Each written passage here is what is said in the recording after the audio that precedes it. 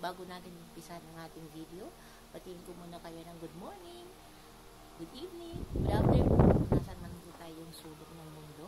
Ayan, although this video ay magtitiklo po tayo ng santambahak na damit. Ayan, sobrang dami ko itong tiklutin for today. Lamang ko po yan isang araw. Syempre, pinatuyo. At sinilong ko siya kagabi, pero ngayon ko lang po siya tutupiin. Dahil kagabi ay medyo busy na, tsaka syempre paggabi gusto ko lang pahinga na lang, kaya ano na lang po. Ngayong umaga, pagising ko, eto, tiklop naman tayo. Pero hindi lang po yan, hindi lang yung tiklopin na yan ang ating gagawin. Marami pa tayong gagawin. Pero ito lang po. Ayan, bukod na po sa aking nandoon. Ayan, meron pa akong nakasampay dyan. Oh, ang dami ko pang mga nakasampay na damit. Yan. Yan ko po sinasampay ang aming mga damit sa aming bubungan. Ayan, kasi yung aming pong bubong may ganyan, trusses. Sinasampay ko dyan kasi nahihirapan akong nahihirapan akong sampay sa labas, tapos biglang uulan. Eh di isisilong pa, pandalas ako. Tapos ipaprank lang naman ako ng ulan at araw. Maya maya, pagkasilong ko ng mga damit, biglang hindi naman pala uulan. Diyos ko, pinagod lang ako, di ba? Kaya yan, dyan na lang siya. At least madali din naman siyang matuyo. Kaya mamaya sisilungin ko na yan. Ayan, magsungkit naman tayo ng sinampay. Mga sinampay ko pa dito.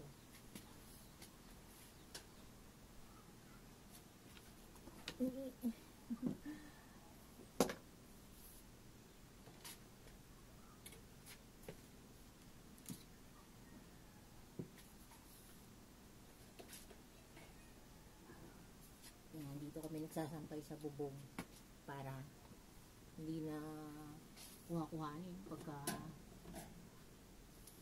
minsan napaprank yung araw at ulan. Kala mo uulan, pero hindi naman talaga. Tapos tatakbo ka doon para kunin ang sinampay. Patay. Papagurin ka lang.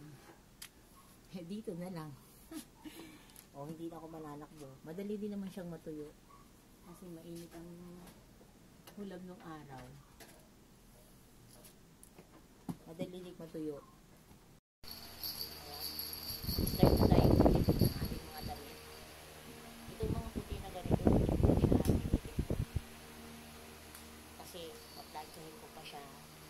Tapos, saka ihahamon dun sa may hangiran na pagkatagal ng mga anak ko. Damit para sa mga uniform nila. Kaya, hindi ko muna siya tinitin.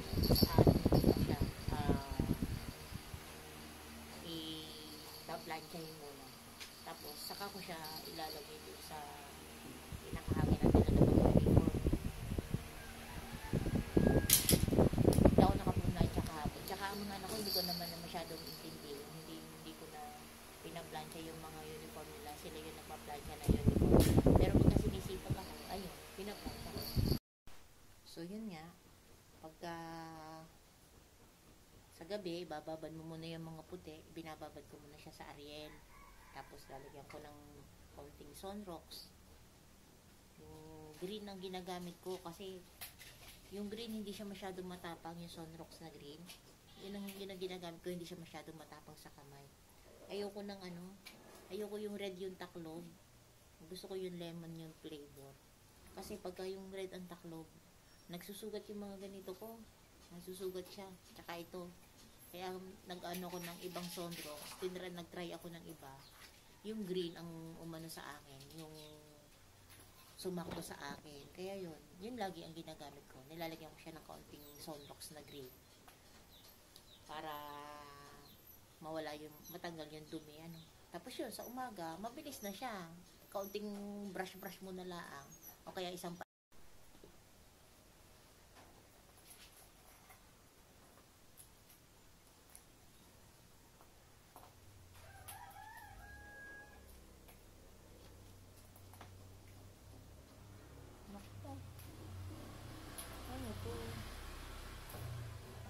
puta ng ano, ibon. Nalaban ko naman ito panibago. Nalaban ulit. Naiputan ng ibon sa labas. Kaya minsan ayaw kong magsampay din sa labas eh. Kaya lang minsan nangihinayang ko sa init ng araw ba. Kaya nagsasampay ako sa labas.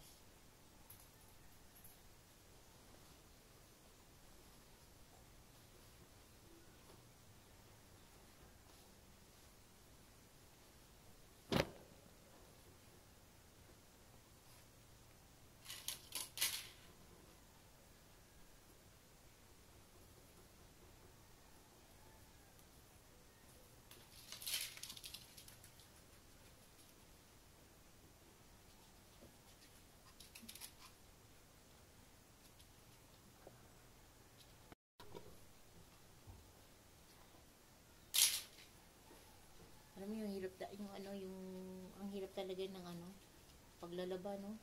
Yun nga, ibababad mo pa. Yung iba naman hindi na nagbababad, diba? Pero, yung iba kalimitan nagbababad sila.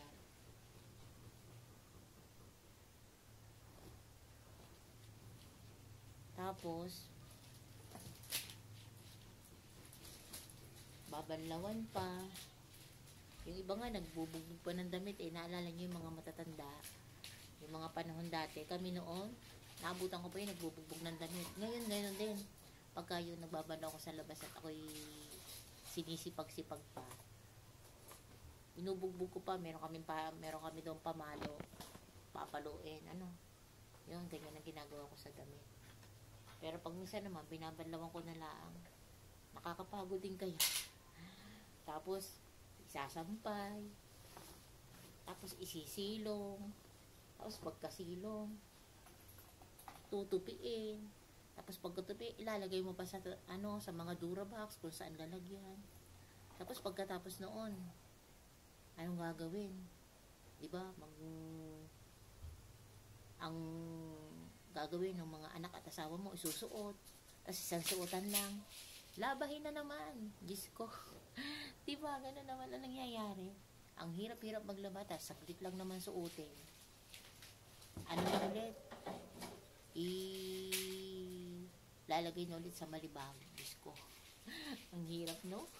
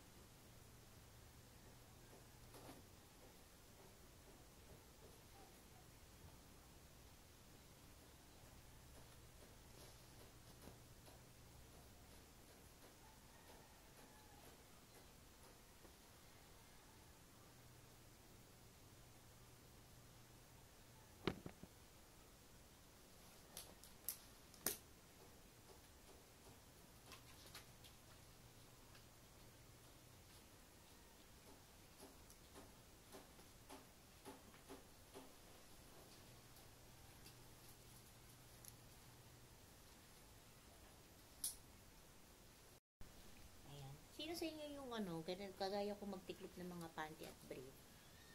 Ayan, kasi ganito ako magtiklop ng mga panty at brief. Ayan, gilaganyan ko muna siya. Tapos yan. Tcharan! O, diba? Hindi siya hindi siya bulky sa lalagyan. Kasi hindi siya magulo. O, ganyan lang, diba? Sino sa inyo ang ganun ang ginagawa? Tapos ito, yung panty, ganun din. Tapos sino sa inyo may butas ang panty? Yung panty ko butas na. Pero sa may bandang likuran, kawawa na. Luma na yung mga panty. Oh, yung mga pambahay kong panty. Bukod kasi yung pambahay, bukod yung ginagamit kong panglakad, tapos yung, syempre yung panggabi, wala na. Yun, ganun ang ginagawa ko sa mga panty. Tapos, sa mga medyas naman, yung mga medyas, hinahanap ko na yung yung magkapareho siya. Tapos pinagsasama ko ng ganyan. O, diba? Magkasama na siya para hindi na isa-isang hahanapin. Magkasama na yung magkapareho. Ayan, hindi ko na makita yan. O, diba? Magkapareho na siya. So, yun. Magsasamahin ko na siya.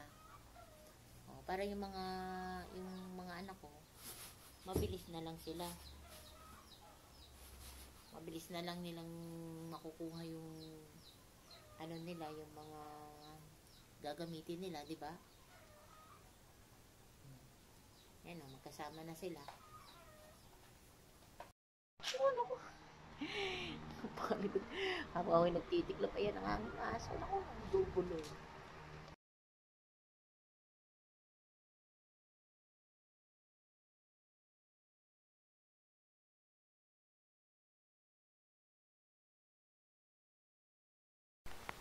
Ayan, tapos na tayo magtiklop mga guy. Ayan, tapos na. Natapos ko na mga tiklopin. Ilalagay ko na lang doon sa Durabox namin sa loob. Thank you so much. Maraming salamat sa nanood. Maraming salamat sa suporta. Siguro meron pa akong mga susunod na vlog. Sana po ay suportahan niyo rin at abangan. Yan po muna for today's video. And thank you so much. Sana po ay nag-enjoy kayo sa panonood natin.